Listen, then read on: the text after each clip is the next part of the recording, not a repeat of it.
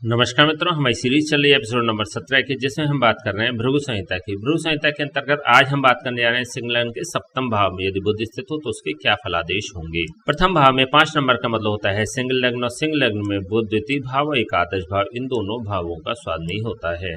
देखिए, जब कभी भी बुध सप्तम भाव में स्थित हो जाता है तो ये एक अत्यंत शुभ फल प्रदान करने वाला ग्रह बन जाता है, क्योंकि जब हमने भावों के सिद्धांत पर आपसे चर्चा करी थी तो आपको बताया था कि 4, 7 और 10 ये तीनों ही भाव केंद्र भाव होते हैं, कुंडली के शुभ फल प्रदान करने वाले भाव माने जाते हैं। और इसी प्रकार से जब हमने ग्रहों के सिद्धांतों पर आपसे चर्चा करी थी तो आपको बताया था कि बुध, शुक्र, गुरु और चंद्रमा ये चारों ही ग्रह शुभ ग्रहों की श्रेणी में आते हैं। तो यहाँ पर बुध एक शुभ ग्रह होता है।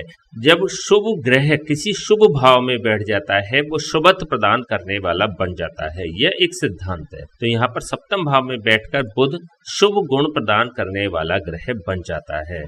बुध के जो भी कंटेंट्स होते हैं वो सप्तम भाव को प्राप्त हो जाते हैं। देखिए, सप्तम भाव होता है जीवन साथी का भाव, व्यापार का भाव, व्यापारी साझेदारी का भाव, दैनिक इनकम का भाव। तो इन सभी के सापेक्ष यह बुध शुभ फल प्रदान करने वाला होगा। और क्योंकि सप्तम भाव जीवन साथी का भी भाव होता है तो सप्तम भाव में बुध के सकारात्मक गुण भी आ जाते हैं।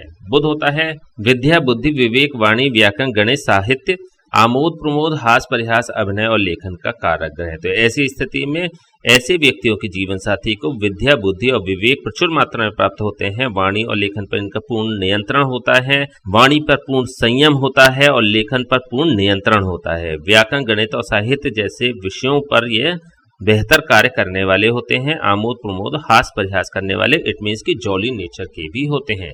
यदि हम द्वितीय भाव के सापेक्ष देखते हैं तो द्वितीय भाव से ऐसा बुध षष्ठम भाव में जा रहा है, छठे भाव में जा रहा है। देखिए, ये एक नकारात्मक स्थिति जनरेट हो जाती है। जब कभी भी किसी भी भाव का स्वामी अपने से षष्ठम भाव में स्थित हो जाता है तो वह उस भाव के सापेक्ष नकारात्मक फल प्रदान करने वाला बन जाता है, उस भाव के सापेक्ष नकारात्मक फल प्रदान करने वाला होता है। तो यहाँ पर द्वितीय भाव होता है धन संचय का भाव, ससुराल का भाव, कुटुंब का भाव। धन संचय के सापेक्ष जब ये छठे भाव पे जाता है तो व्यक्ति के धन संचय में रुकावटें पैदा करने वाला हो जाता है। ससुराल और कुटुंब से भी ऐसे लोगों के संबंध बहुत मधुर नहीं रहते, क्योंकि यहाँ पर द्वितीय भाव का स्वामी एक केंद्र भाव में भी जा रहा है तो यह धन के सापेक्ष कुछ बेहतर फल प्रदान करने वाला बन जाएगा। देखिए, धन संचय तो नहीं होने देगा लेकिन धन की कमी भी नहीं होने देता। जब हमने लघु पाराशरी की सीरीज पर आपसे चर्चा करी तो आपको बताया था कि अष्टम भाव एक मृत्यु स्थान होता है, और अष्टम का अष्टम मतलब तृतीय स्थान भी एक मृत्यु स्थान होता है। उन दोनों के ही द्वादश स्थान मतलब द्वितीय स्थान और सप्तम स्थान ये दोनों ही मारक स्थान होते हैं। यहाँ पर एक मारक स्थान का स्वामी एक अन्य दूसरे मारक स्थान में जा रहा है तो यह प्रबल मारक होकर जीवन साथी को पीड़ित कर देने वाला हो जाएगा, व्यापार को पीड़ित करने वाला हो जाएगा, दैनिक इनकम को पीड़ित करने वाला हो जाएगा, व्यापारी साझेदारी को भी पीड़ित करने वाला हो जाएगा। तो यहाँ पर यदि हम जीवन साथी के सापेक्ष देखते हैं, क्योंकि मार्केट सप्तम भाव में स्थित हो रहा है तो ऐसी स्थिति में यह सप्तम भाव को भी मारक के कुछ फल प्रदान करने वाला बन जाता है। क्या कर सकता है? देखिए, यहाँ पर बुध से संबंधित रोग होने की जीवन साथी को संभावनाएं बढ़ जाती हैं।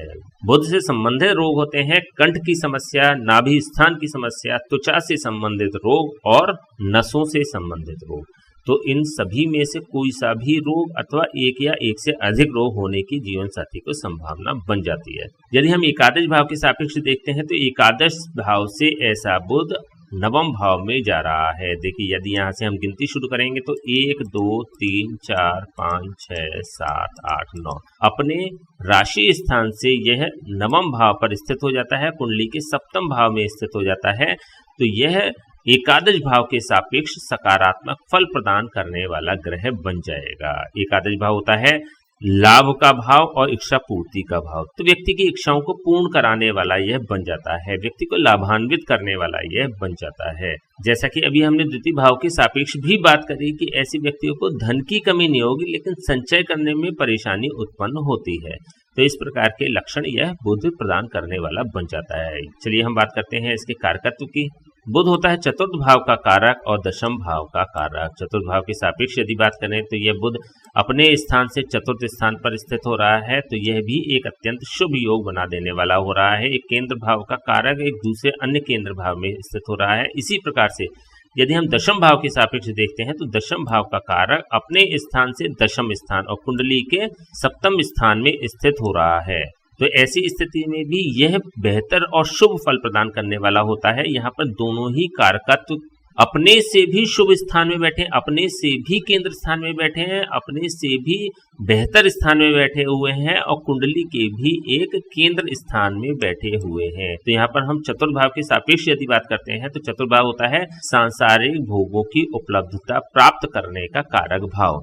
वाहन, भूमि और भवन को प्रदान करने वाला चतुर्थ भाव होता है। तो चतुर्थ भाव के सापेक्ष यह बुध बेहतर फल प्रदान करने वाला होगा। वाहन, भूमि और भवन का लाभ ऐसे व्यक्तियों को प्राप्त हो जाता है, मतलब सांसारिक भोग प्राप्त करने वाले ऐसे व्यक्ति होते हैं। यदि हम दशम भाव के सापेक्ष देखें तो दशम भाव तो है कर्म क्षेत्र का, प्रोफेशन का, प्रेजेंटेशन का। तो इन सभी के सापेक्ष यह बुध बेहतर रिजल्ट प्रदान करेगा। व्यक्ति का जो प्रोफेशन होगा, जो कार्य क्षेत्र होगा वह उच्च दर्जे का होगा, उसमें व्यक्ति बेहतर परफॉर्म करने वाले भी होते हैं, अच्छी डेजिग्नेशन पर भी होते हैं, अच्छी सैलरी पे भी होते हैं। तो ऐसी स्थिति में यह बुध दशम भाव के सापेक्ष भी बेहतर फल प्रदान करने वाला बन रहा है। यदि हम इसकी दृष्टि की बात करें तो यहाँ से बुध की पूर्ण एवं सप्तम दृष्टि लग्न भाव पर पड़ रही है। देखिए, जब कभी भी बुध लग्न भाव को देखता है तो यह लग्न को भी अपने कंटेंट्स प्रदान कर देने वाला हो जाता है, कोई भी ग्रह हो। और स्पेशली जब यहाँ पर इसकी मित्र राशि होती है तो ये और अत्यधिक शुभ फल प्रदान करने वाला बन जाता है। देखिए, मित्र और शत्रु राशि से क्या मतलब होता है, यहाँ पर ये बात स्पष्ट कर देना आवश्यक है, क्योंकि कई वीडियोज में हम बात करते हैं कि यहाँ पर शत्रु राशि है, यहाँ पर मित्र राशि है, यहाँ पर नीच राशि है, यहाँ पर उच्च राशि है। तो इसका मतलब क्या होता है, यहाँ पर किस प्रकार से यह इफेक्ट्स प्रदान कर देती है प्रेडिक्शंस के टाइम पर। देखिए, बुध जब यहाँ से सप्तम भाव में बैठकर अपने पूर्ण कंटेंट्स के साथ लग्न भाव को दृष्टि प्रदान करता है, तो अब यहाँ पर बात यह आती है कि यहाँ पर जो रिसीवर है, यहाँ पर जो एब्जॉर्वर है, उसका इस संबंधित ग्रह से कैसा संबंध है। बुध सूर्य और शुक्र को मित्र भाव से देखता है, यह एक सिद्धांत है। ग्रहों के मैत्री चक्र में हम इस पर विस्तार से चर्चा कर चुके हैं। बुध के मित्र की राशि जब यहाँ पर स्थित होती है तो यह एक बेहतर रिसीवर बन जाती है, एक बेहतर एब्जॉर्वर बन जाती है इस बुध के सापेक्ष। इससे पहले भी हमें यह देखना होता है कि बुध के यहाँ पर जो कंटेंट्स हैं, बुध की जो स्थिति है उसके पास क्या है। यहाँ पर बुध के पास अपने तो पूरे कंटेंट्स हैं ही, लेकिन इसी के साथ यहाँ पर शनि की राशि भी स्थित हो रही है। बुध शनि को समभाव से देखता है, तो यहाँ पर जब बुध की सम राशि यहाँ पर स्थित हो रही है तो ऐसी स्थिति में बुध के कंटेंट्स की न तो ये रक्षा करेगी, न इसकी हानि करेगी, न इसको अप करेगी, न इसको डाउन करेगी, ये यथावत रहेगी। इट मीन्स कि बुध के जो भी कंटेंट्स हैं वो एज इट इज सप्तम भाव को प्राप्त होंगे। और जब यहाँ से इस कंटेंट्स के साथ यह दृष्टि प्रदान करता है तो यह पूर्ण लाभ इस लग्न भाव को प्रदान कर देता है। मान लीजिए यहाँ पर सप्तम भाव में एक अन्य राशि होती, इसकी शत्रु राशि होती, तो यह शत्रु राशि इसके कंटेंट्स को ऑलरेडी कम कर चुकी होती और यहाँ पे अगेन शत्रु राशि होती लग्न भाव में, तो यह कम कंटेंट्स के साथ जब यह अपने रिसीवर को ये प्रदान करती, तो क्योंकि शत्रु भाव रखने वाली राशि यहाँ पर स्थित है तो ऐसी स्थिति में यह एक अच्छा रिसीवर भी नहीं बन पाता। ये इसकी जो रेजेस होती हैं, इसके जो कंटेंट्स होते हैं, इसको रिफ्लेक्ट करने का प्रयास करता है। यदि बुध की पावर बहुत अच्छी होती या इस संबंधित ग्रह की पावर बहुत अच्छी होती तो वो उसको जबरदस्ती प्रदान कर देता, जितना पहुंच जाते उतना पहुंच जाते, अदरवाइज वो उसको रिफ्लेक्ट करने का प्रयास करती है।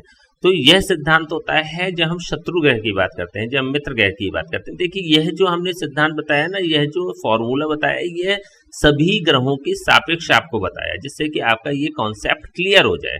तो यहाँ पर बुध के संपूर्ण कंटेंट्स ऐसे व्यक्ति को प्राप्त हो जाते हैं। बुध होता है विद्या, बुद्धि, विवेक, वाणी, व्याकरण, गणित, साहित्य, आमोद प्रमोद, हास परिहास, अभिनय और लेखन का कारक रहते। तो ऐसी स्थिति में ऐसे व्यक्ति बुद्धि और विवेक के धनी होते हैं, अच्छे एजुकेटेड होते हैं, वाणी पर इनका पूर्ण नियंत्रण होता है, संयम होता है, लेखन कला में निपुण होते हैं, व्याकरण, गणित और साहित्य जैसे सब्जेक्ट्स को कैरी करने वाले भी होते हैं, उनको एंटरटेन करने वाले भी होते हैं। आमोद प्रमोद हास्य प्रयास से ऐसे लोगों का जुड़ाव बना रहता है। तो यहाँ पर लग्न भाव के सापेक्ष ये बुध बेहतर फल प्रदान करने वाला बन रहा है। चलिए हम बात करते हैं इसके उपाय, क्या उपाय हो सकते हैं। देखिए, इस कुंडली में बुध मार्केश हो रहा है क्योंकि यह द्वितीय भाव का स्वामी हो रहा है, तो मार्केश के फल प्रदान करते हुए सप्तम भाव को पूर्ण रूप से पीड़ित कर रहा है। ऐसे में बुधवार से शुरू करके 43 डेज लगातार गाय को अथवा बकरी को पालक खिलाना शुरू कर दें, जिससे कि इसकी नेगेटिविटी समाप्त हो जाएगी। यदि आप इसके अधिक नेगेटिव प्रभाव से होकर गुजर रहे हैं अथवा बुध की महादशा अथवा अंतरदशा से होकर गुजर रहे हैं, या फिर रिसेंटली आपकी बुध की महादशा स्टार्ट हुई है, 17 साल की महादशा स्टार्ट हुई है, तो आपको एक अन्य उपाय करना चाहिए। किसी ब्राह्मण से बात करके, किसी योग ब्राह्मण से बात करके बुध के जाप और हवन आपको करा लेने चाहिए, क्योंकि रिसेंटली यदि बुध की महादशा स्टार्ट हुई है तो यह प्रारंभ में ही अपने फल प्रदान करना शुरू कर देगा। देखिए, हमने आपको बताया था कि बुध, शुक्र और चंद्रमा ये तीनों ही ग्रह शीर्षोदय ग्रहों की श्रेणी में आते हैं। शीर्षोदय का मतलब ऐसे ग्रह जो अपनी भोग दशा के प्रारंभ में ही फल प्रदान कर दिया करते हैं, शीर्षोदय ग्रह कहलाते हैं, और बुध एक शीर्षोदय ग्रह होता है। ऐसी स्थिति में ये अपनी भोग दशा के प्रारंभ में ही फल प्रदान कर देगा। इवन यदि आपकी बुध की अंतरदशा भी आई है किसी अन्य ग्रह के सापेक्ष, तब जो है भी प्रारंभ में ही आपको फल प्रदान कर देने वाली बन जाती है। तो यदि आप इस प्रकार के उपाय कर लेते हैं तो चीजें बेहतर हो जाएंगी। ठीक है, तो चलिए आज हमने बात करी सिंगलन के सप्तम भाव में यदि बुध स्थित हो तो उसके क्या फलादेश होंगे। नेक्स्ट वीडियो में बात करेंगे सिंगलन के अष्टम भाव में यदि बुध स्थित हो तो उसके क्या फलादेश होंगे। तब तक के लिए हमें आज्ञा दीजिए। नमस्कार।